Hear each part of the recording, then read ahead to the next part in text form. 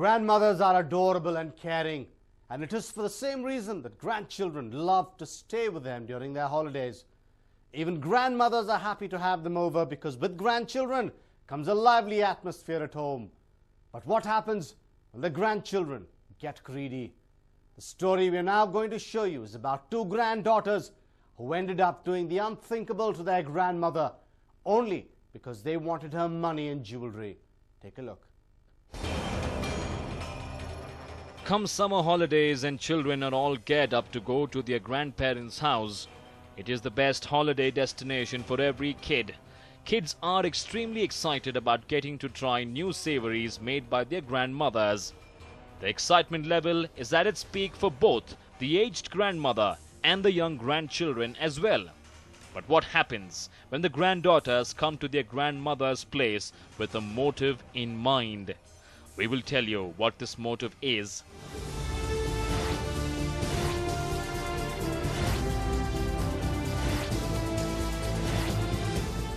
Our story today is from Mavanuru village at Allur Taluk in Hassan. Two teenage orphaned sisters ended up killing their grandmother. And why? They turned murderers only for money. Meet the accused girls, 19-year-old Supriya and 16-year-old Suman.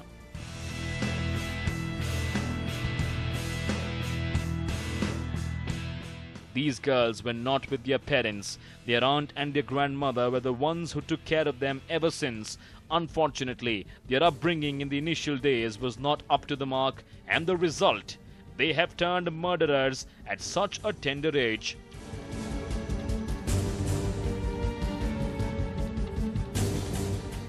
This is a 62-year-old Malamma, the woman who met a gory end thanks to these two granddaughters of hers. This is what they did to their grandmother. Look how brutally they have killed the feeble, aged woman, their own grandmother.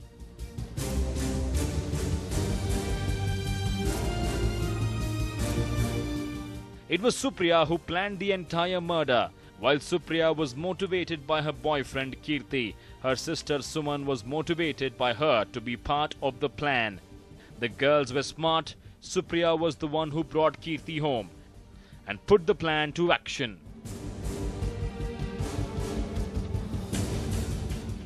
Supriya and Suman are good actors. They made up an entire story to make sure that the finger of doubt does not point at them. Malamma's relatives were her neighbors. The girls went up to them and shouted out loud that their grandmother had been killed by three miscreants. In reality, it was Kirti, Supriya and Suman who killed Malamma. And how? Malamma was smothered to death using a blanket. The incident took place at her house when she was asleep on 28th May at around 3 p.m. in the afternoon.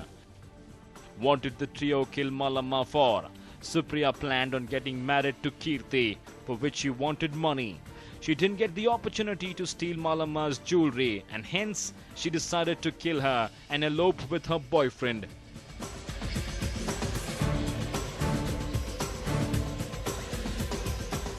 After they smothered her to death, they made away with valuables worth rupees 1.2 lakh. It was for the valuables that they killed Malamma. Kirti, a native of K.M. Doddi from Mandya, then left the crime spot with the valuables to pledge them at a jewelry store in the village. Unfortunately, Malamma's husband, Basavalingappa, had gone out when the murder took place. When he returned, here's the story he heard from Supriya and Suman. So, what was the story they made up? They claimed that three miscreants killed their grandmother.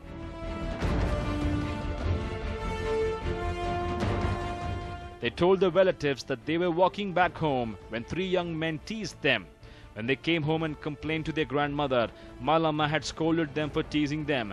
It was apparently in a fit of rage that they ended up killing her.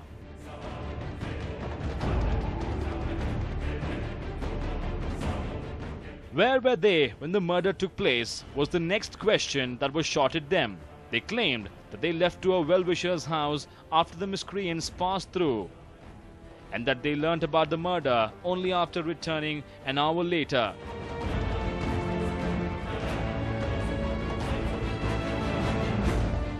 Though the cops did not doubt their statement initially, they were taken aback by how unfeeling the girls were about their grandmother's death. This made the cops grow suspicious. When the cops arrived at the spot and dog squad was called in, the dog went straight to the girls after sniffing the dead body.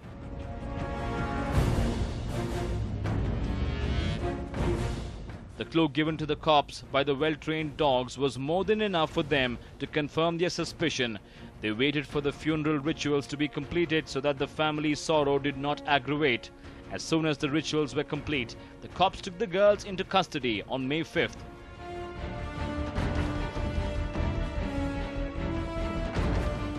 The girls were picked up on suspicion as the duo was giving conflicting statements about the murder of Malamma. When the girls were interrogated, they admitted to have killed their grandmother and also told the cops that they were the ones who smothered her to death and took away all her jewelry. On investigation, the Allur police revealed that Supriya and Suman were abandoned by their father after their mother's death 2 years ago. The girls then left for Bangalore in search of a job. Supriya found a job at a garment factory, while Suman continued to study. She was in class 10. Unfortunately, the girls have no future anymore. Supriya's boyfriend Kirti is still at large and the cops hope to nab him soon. Will Malamma's family ever be given justice? Only time can tell. Dashrath Sabur and Kiran for News 9, Hassan. You must have seen cases where a husband has an affair with another woman and later kills the wife to hide the truth. This case is the other way around.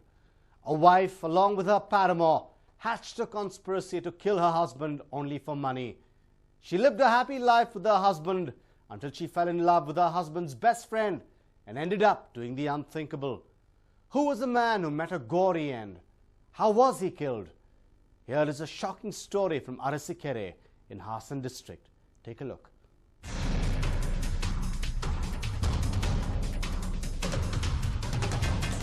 A shocking incident awaited the commuters on May 19th when they passed through the Belvathalli forest.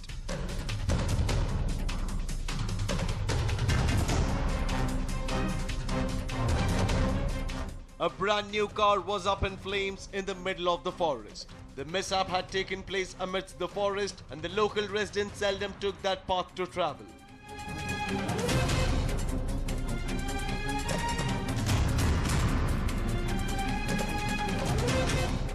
A forest guard official passing through the area had spotted the burning car.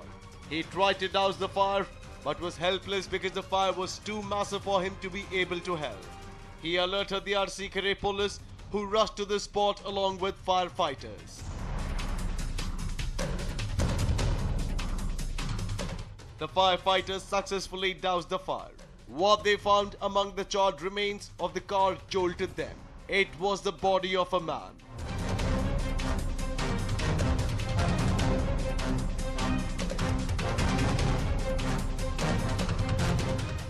Though there was a dead body lying inside, the cops could not identify it.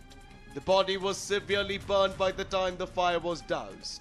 Arsikere ಗ್ರಾಮೀಣ police ಠಾಣಾ ವ್ಯಾಪ್ತಿಯಲ್ಲಿ ದಿನಾಂಕ 19/5/2014 ಬೆಳಗಿನ ಸರಿಸುಮಾರು 7:15 ಗಂಟೆಗೆ ನಮಗೆ ಅಲ್ಲಿರ್ತಕ್ಕಂಥ forest guard ಇಂದ ಒಂದು ಮಾಹಿತಿ ಬರುತ್ತೆ. ಆ ಮಾಹಿತಿಯ ಸಾರಾಂಶ ಏನಂತಂದ್ರೆ ಒಂದು ಕಾರು, ಯಾವುದೋ ಒಂದು ವಾಹನ, ಕಾರಿನಂತ ವಾಹನ ಹತ್ತಿ ಉರಿಯುತ್ತಿದ್ದು ಆ ಬಗ್ಗೆ ಮಾಹಿತಿ ಅರಸೀಕೆರೆ ರೂರಲ್ ಠಾಣೆಗೆ ಬಂದಾಗ ಅರಸೀಕೆರೆ ರೂರಲ್ PS ಆಗಿರ್ತಕ್ಕಂಥ ಸುನಿಲ್ ರವರು ಸ್ಥಳಕ್ಕೆ ಹೋಗಿ ಈ ನಮ್ಮ ಅಗ್ನಿಶಾಮಕ ದಳದಿಂದ ಒಂದು ಗಾಡಿಯನ್ನು ಕರೆತಂದು ಅಗ್ನಿಯನ್ನು ನಿಂದಿಸಲಾಗಿ ಒಳಗಡೆ ಒಂದು ಸುಟ್ಟಿರ್ತಕ್ಕಂಥ ಪರಿಪೂರ್ಣ ಸುಟ್ಟ ಒಂದು ಶವವಿರುತ್ತೆ. ಆ ಮೂಲಕ ನಾವು ಅದನ್ನ ಪ್ರಕರಣವನ್ನು ದಾಖಲು ಮಾಡಿಕೊಂಡಿದ್ವಿ. During the preliminary investigations, it seemed to the cops that the car caught fire due to a technical fault in the engine. However, they could not conclude the case to just that.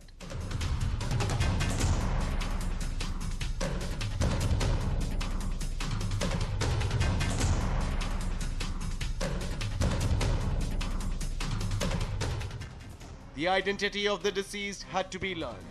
They also suspected that it could be a case of murder. All their doubts were cleared when they inspected the place around the car. There was a trace of more than one person at the spot. The cops then suspected that a few miscreants might have set the car ablaze with the person inside the car.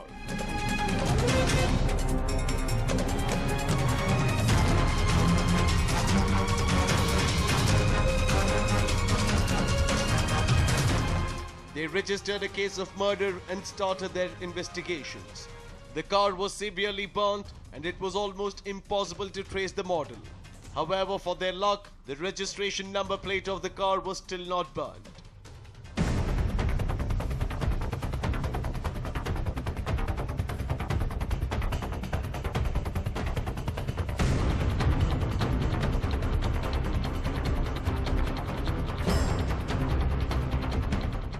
The cops noted down the registration number of the car and sent it to all the car showrooms across the region.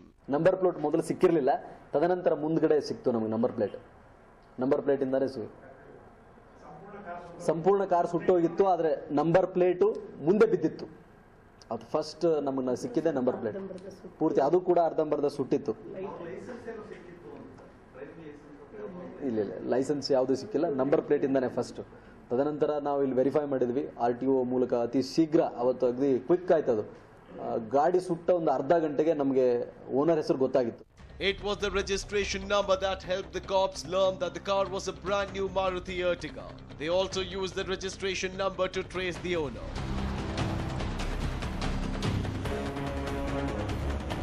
They suspected that the dead body found inside the car could be of the owner and were keen on learning his identity. ಪರಿಪೂರ್ಣ ಶವದ ಯಾವುದೇ ಗುರುತು ಸಿಕ್ಕಿರಲಿಲ್ಲ. ವಾಹನವೂ ಕೂಡ Ertiga ಅಂತ ಗೊತ್ತಾಗಿತ್ತು. ತದನಂತರ ಆ ಗಾಡಿಯ ವಾಹನ ಸಂಖ್ಯೆ ಸಿಕ್ಕಾದ ನಂತರ ಅದು ಹಾಸನದ ಹೇಮಾವತಿ ನಗರದಲ್ಲಿರ್ತಕ್ಕಂಥ Chandregowda son of Honnegowda, resident of Alagalli, Hassan taluk ಇದು ಎಂದು ಗೊತ್ತಾದ ನಂತರ ನಾವು ಪ್ರಕರಣದ ಪತ್ತೆಗಾಗಿ ನಮ್ಮ ಅಡಿಷನಲ್ SP ರವರ ಮಾರ್ಗದರ್ಶನದಲ್ಲಿ DSP ಅರಸೀಕೆರೆ ಮಂಜುನಾಥ್ ಮತ್ತು ಅಂದಿನ ಇನ್ಸ್ಪೆಕ್ಟರ್ ಆಗಿರತಕ್ಕಂಥ ಪರಶಿವಮೂರ್ತಿ, ನಂದಕುಮಾರ್, DCIB ಇನ್ಸ್ಪೆಕ್ಟರ್ ಶಶಿಧರ್ ಮತ್ತು ಸುನೀಲ್ ಮತ್ತು CR ಚಂದ್ರಾಯಪಟ್ಟಣ ರೂರಲ್ ಸುರೇಶ್ ಅವರ ನೇತೃತ್ವದಲ್ಲಿ ಸರಾಸರಿ 4 ತಂಡಗಳನ್ನು ಮಾಡಿ ಈ ಪ್ರಕರಣವನ್ನು ಭೇದಿಸಲಿಕ್ಕೆ ನಾವು ತಂಡಗಳನ್ನು ಮಾಡಿ ಬಿಟ್ಟಿದ್ವಿ.